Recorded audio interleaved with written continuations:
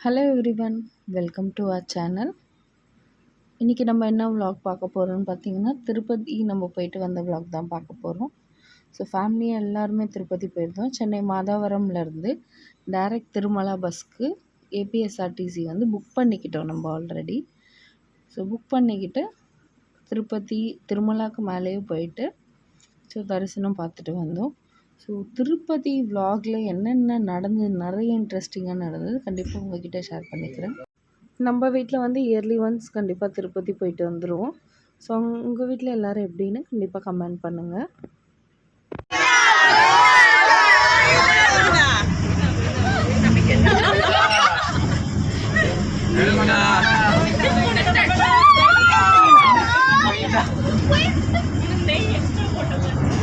నేను కూడా వస్తున్నా మీతోటి.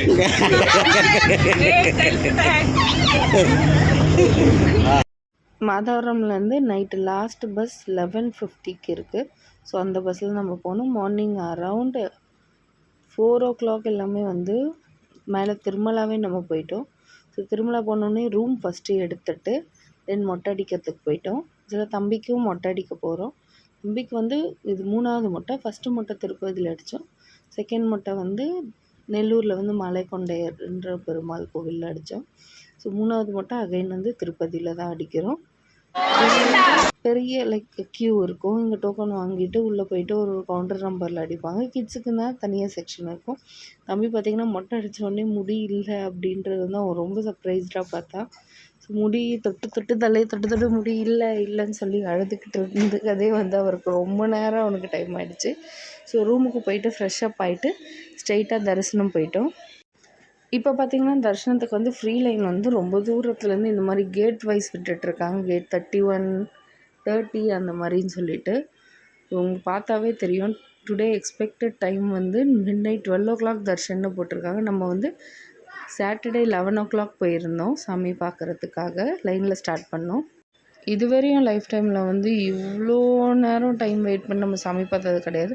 அப்படி வெயிட் பண்ணால் கூட டேரெக்டாக வந்து குடவுனில் வந்து விட்டுருவாங்க. குடவுனில் வெயிட் பண்ணுவோம். பட் இது பார்த்திங்கன்னா வந்து கேட் வைஸ் ஒரு கேட்டுக்குமே க்ளோஸ் பண்ணி 1 hourன்னு சொல்லிட்டு பயங்கர ரஷ்ஷாக இருந்துச்சு. உங்களுக்கு பார்த்தாவே தெரியும். இன்ச் பை இன்ச்சாக நகர்ந்துட்டு போகிற மாதிரி தான் இருந்துச்சு.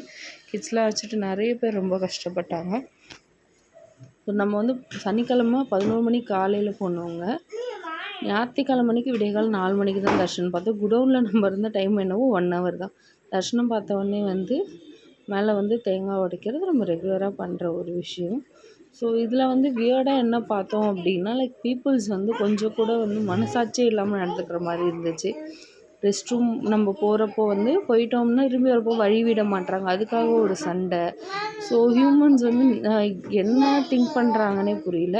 ஸோ அன்றைக்கி நம்ம தரிசனம் முடிச்சுட்டு விடியகாலில் 5 மணிக்கு ரூமுக்கு போனோம். ரூம் போய் கொஞ்சம் நேரம் ரெஸ்ட் எடுத்து ஃப்ரெஷ்அப் ஆகிட்டு சண்டே மார்னிங் 2 o'clock மேலே ஷாப்பிங் வந்துட்டு ஃபுல் ஷாப்பிங் நல்லா என்ஜாய் பண்ணோம். ஆல்மோஸ்ட் 15 to 16 hours நம்ம வெயிட் பண்ணி அவ்வளோ வாக்கில் கஷ்டப்பட்டதுக்கு வந்து சாமி தர்ஷன் நல்லா பார்த்தோம். Thank you all.